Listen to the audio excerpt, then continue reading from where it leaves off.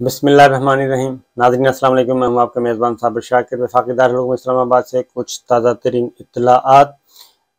IMF के साथ पहली खुशखबरी दी गई है कि IMF के साथ मुज़ाकरात कामयाब हो गए और उन्होंने लेटर ऑफ इंटेंट इजहार आमादगी का ख़त वो जारी कर दिया है। यानी जब लड़का लड़की देखते हैं तो मंगनी के लिए हाँ जब बोली जाती है तो वो कहते हैं जी हाँ बोल दी गई है, और लेटर ऑफ इंटेंट इजहार आमादगी कर दिया गया है।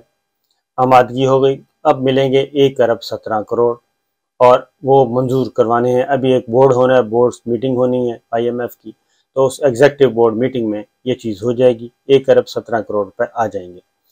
इस खबर के साथ हुआ ये कि जो हमारा, लेकिन उस 1 अरब 17 करोड़ से पहले क्या करना है, एक मिनी बजट आ रहा है और मिनी बजट में 40 अरब रुपए के नए टैक्सेस लगाए जा रहे हैं, 40 अरब रुपए के।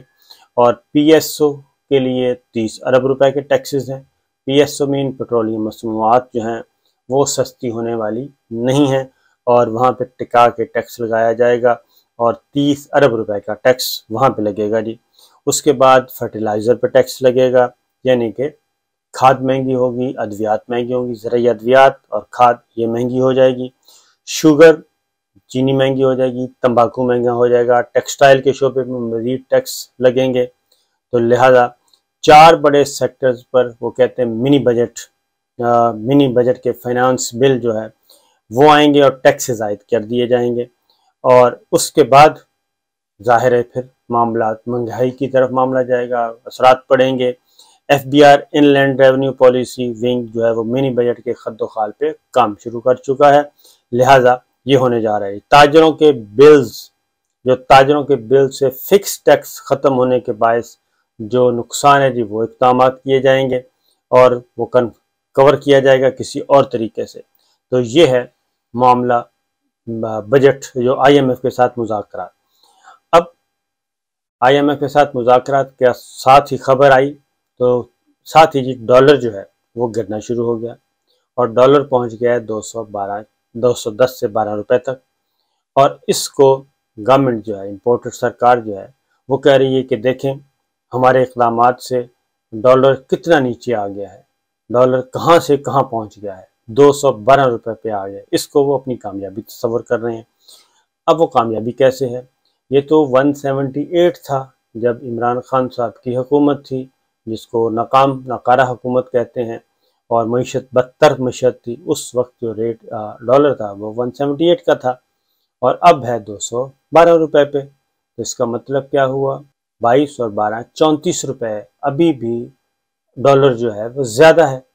तो 34 रुपए डॉलर ज़्यादा है और कह रहे हैं हमने डॉलर का रेट काबू कर लिया है, कंट्रोल कर लिया है। यानी एक नैरेटिव बनाने की कोशिश की जा रही है। फिर अगर ये सब कुछ हो गया है तो डॉलर भी सस्ता हो गया और पेट्रोलियम मसनूआत तो वहीं की वहीं है, वो सस्ती नहीं होनी। और इसके असरात जो हैं वो आम आदमी क्या शहरियों पे नहीं पड़ रहे और महंगाई जो है वो बदस्तूर बढ़ रही है और मुल्क में महंगाई का जो सिलसिला है वो रुकने नहीं पा रहा और तकरीबन 38% महंगाई रिकॉर्ड की गई है। गुज़श्ता एक हफ्ते के दौरान 26 अशियाए ज़रूरिया की कीमतें जो हैं वो बढ़ी हैं और बहुत ज़्यादा बढ़ी हैं। और इसमें कौन कौन सी अशिया हैं, टमाटर की कीमत बढ़ गई 9 रुपये और अंडा 7 रुपये 35 पैसे फ़ी दर्जन महंगा हुआ। दाल माश 12-13 रुपये महंगी हुई। दाल मूंग जो है वो 6 रुपये 7 रुपये तक महंगी हुई और दाल मसूर जो है वो 7 रुपये महंगी हुई। और लहसुन की फ़ी किलो कीमत 7 रुपये बढ़ी, फ़ी किलो के हिसाब से 7 रुपये बढ़ गया। दाल चना, बीफ, दूध, दही, आलू, नमक, आटे की कीमतों में भी इजाफा रिकॉर्ड किया गया। और एक हफ्ते के दौरान सिर्फ 8 चीज़ें सस्ती हुई हैं, 26 चीज़ें जो हैं अशियाए ज़रूरिया वो महंगी हुई हैं। तो जब ये सब कुछ महंगा हुआ है तो फिर ये आम आदमी तक फ़ायदा नहीं पहुंच रहा। तो ऐसे जो डॉलर कम हुआ तो वो फिर कीमतें क्यों नहीं कम हो रही। तो ये एक मामला है जी इस वक्त की इकोनॉमी की सूरत हाल का। और इकोनॉमी अभी मज़ीद जब टैक्स लगेंगे तो लग पता जाएगा کہ ہونا کیا ہے۔ اب اسی دوران یہ تو ہو گئی، بجٹ کھیل رہا، سب کچھ ہو گیا، تو ماہرین معیشت کدھر ہیں؟ ماہرین معیشت سیدھی بات کر رہے ہیں۔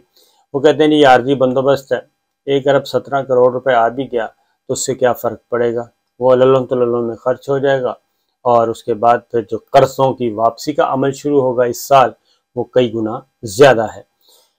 یہ تو ہے صورتحال جی ہماری امپورٹڈ سرکار کی، اور امپورٹڈ سرکار کی ترجیحات ذرا سن لیں، وہ میں آپ کو بتا دیتا ہوں کہ میڈیا کو مکمل طور پہ بین کرنے کا، ARY کا آپ کو معلوم ہے کہ لائسنس جو ہے وہ منسوخ، سیکورٹی کلیئرنس منسوخ کر دی گئی ہے، اور ملک بھر میں احتجاج ہو رہا ہے، اور میڈیا کو فل ڈوز دینے کی اطلاعات ہیں، اور خاور گھمن ہیں، ارشد شریف ہیں، عماد یوسف ہیں، اور اسی طریقے سے دیگر جو ہیں ان کے نام، عمران ریاض ہیں، ان کے نام سٹاپ لسٹ میں ڈال دیے گئے ہیں، یعنی کہ ECL کہہ لیں آپ، وہ ملک سے باہر نہیں جا سکتے، ان کو ملک کے اندر ہی رہنا ہوگا۔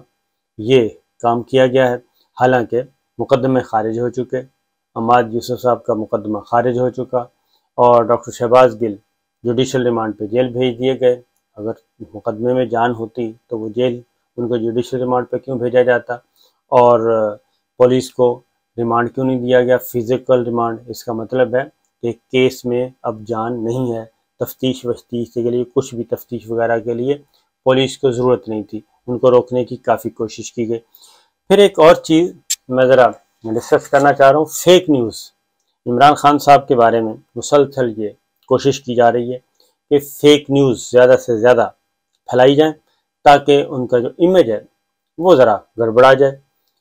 ڈاکٹر شہباز گل گرفتار ہوئے، ان کے بارے میں کہا گیا ایک میڈیا ہاؤس میں جو کہ سزا یافتہ بھی ہے اور سزا بھی ہو چکی ہے، اور اس نے کیا کیا، اس نے اور اس کے اخبار نے، اور یہ پوری خبریں چلانا شروع کر دی کہ ڈاکٹر شہباز گل نے اعتراف جرم کر لیا، وہ عمران خان کے خلاف وعدہ معاف گواہ بن گئے، انہوں نے یہ مان لیا کہ یہ سب کچھ ایک بہت بڑی کانسپریسی تھی، اور عمران خان صاحب بھی اس میں گئے اور سارے گئے جی، اور یہ ساری خواہشات پہ مبنی۔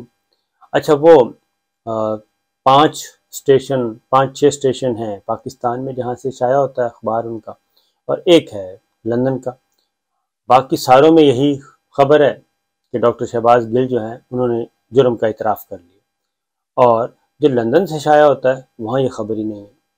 اس کی وجہ یہ ہے کہ یہاں پہ جو لندن میں معاملات ذرا آپ کو پتہ ہے ڈیفیمیشن کے بہت زیادہ سخت ہیں، اس لیے جی یہاں پہ وہ خبر ہی نہیں ہے۔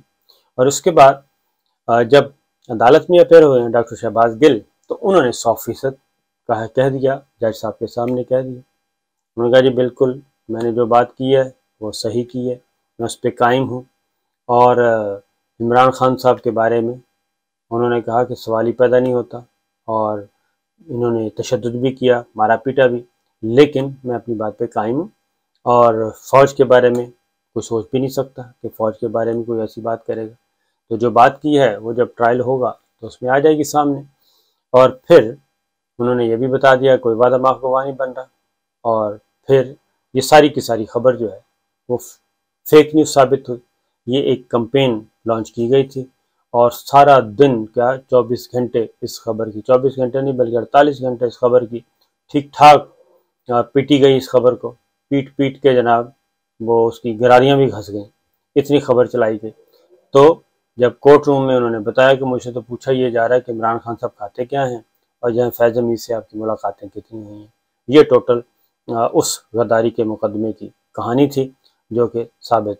اب اس میں وہ جو ادارہ ہے یعنی کہ میڈیا ہاؤس، وہ ایک اور کام بھی کر رہا ہے، وہ یہ کہہ رہا ہے کہ نہیں ابھی تسلی نہیں ہوئی، یہ ایک کورٹ مارشل کا کیس ہے، اب کورٹ مارشل ہونا چاہیے، اور اس میں پھر ان کے جتنے بھی لائک مائنڈڈ دانشور ہیں وہ تاریخ سے نہیں سبق سیکھ رہے، وہ پھر بتا رہے ہیں کہ کون کون سے قوانین کے تحت یہ سویلین بھی کورٹ مارشل کی طرف جا سکتے ہیں۔ تو میں ان سے یہ پوچھتا ہوں کہ فوج کو کمزور کون کر رہا ہے، فوج پہ کیچڑ کون اچھال رہا ہے، افواج پاکستان پہ، اور افواج پاکستان کی لیڈرشپ کو رسوا کس نے کیا اب تک، ٹریک ریکارڈ کس کا ہے، بڑا شاندار ریکارڈ ہے، وہ اسی کا ہے، اور اس وقت کے وزیر دفاع خواجہ آصف صاحب آن ریکارڈ آ کے بتا چکے ہیں کہ جناب ان کو سزا بھی ہوئی اور قومی سلامتی کو نقصان پہنچانے پہ سزا ہوئی، نہ صرف سزا ہوئی بلکہ جرمانہ بھی ہوا، اور جرمانہ بھی قبول کیا گیا، سزا بھی قبول کی گئی۔ اب وہ یہ چاہ رہے ہیں جو لیول ہم پہ لگا ہے وہ ARY پہ بھی لگنا چاہیے، لہذا ARY کو بھی بند ہونا چاہیے۔ اور حالانکہ بل کلیئر ہو گئے ہیں، ماضی کے 4 سال کے بل کلیئر ہو گئے ہیں اور موجیں شوجیں ہیں، اچھی بات ہے، ہونی چاہیے، لیکن وہ کہتے ہیں کہ بیلنس کیا جائے، اور یہ ضد ہے، بیلنس کریں گے تو بات بنے گی۔ اسی لیے وہ سارے کے سارے ایک ہی آواز میں گردان پڑھتے جا رہے ہیں، ایک ہی گردان چل رہی ہے کہ جناب ARY کو ہونا چاہیے، سلمان اقبال صاحب کو ہونا چاہیے، سب کو ہونا چاہیے، جیل میں ہونا چاہیے، اس طرح کے کام چل رہے ہیں، جبکہ جرنیلوں کو، ملٹری لیڈرشپ کو ایسی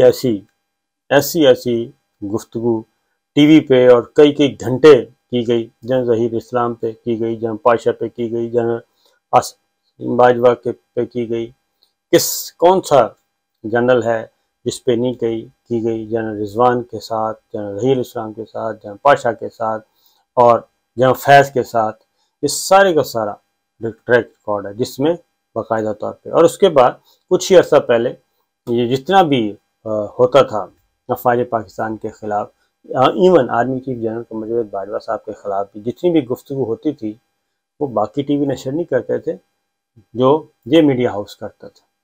تو بہرحال جی اچھی بات ہے، وہ ساری چیزیں اب کارپیٹ کے نیچے ڈال دی گئی ہیں، تو اچھی بات ہے، ہونا چاہیے، کوئی مسئلہ نہیں ہے۔ تو لیکن میں یہ کہتا ہوں کہ ریکارڈ ضرور دیکھنا چاہیے کہ کس کے کہنے پہ کیا، کون ڈیمانڈ کر رہا ہے اور کس کی ڈیمانڈ پہ کیا ہو رہا ہے۔ تو پاکستان کی فوج کو نقصان کس نے پہنچایا، یہ ذرا بیلنس شیٹ نکال کے دیکھنا چاہیے، اور اب بھی افواج پاکستان کو کمزور کون کر رہا ہے، نقصان کون پہنچا رہا ہے، اس کی پیٹھ پیچھے چھرا کون گھونپ رہا ہے، اور افواج پاکستان کو گالیاں دینے والوں کو سپورٹ کون کرتا رہا، یہ ساری چیزیں نوٹ کرنی چاہیے، کیونکہ یہ ساری چیزیں ریکارڈ پہ ہیں، کوئی بدلی نہیں ہے، کوئی آگے پیچھے نہیں ہوئی، اور نہ ہی حافظوں سے نکلی ہیں، ہر چیز موجود ہے، ریکارڈ موجود ہے، اور پھر اداروں کے پاس تو بہت سارا ریکارڈ موجود ہے، تو وہ ریکارڈ اس کو نکالنا چاہیے، ذرا ڈسٹ وسٹ اتاریں اور سامنے لے کے آئیں تو پتہ چل جائے گا کہ کیا کیا گیا ہے۔ اور اس لیے یہ کہنا کہ عمران ریاض، ارشد شریف، خاور گھمن، حماد یوسف، سلمان اقبال، ARY، صابر شاکر، یہ سارے کے سارے، سمیع ابراہیم، عارف حمید بھٹی، یہ سب کے سب جناب ان کے رگڑا لگانا ہے اور کسی کی خواہش پہ لگانا ہے تو یہ میرا خیال ہے مناسب نہیں ہوگا، اس سے نقصان ہوگا، فائدہ کوئی نہیں ہوگا۔ اجازت دیجیے، اللہ حافظ۔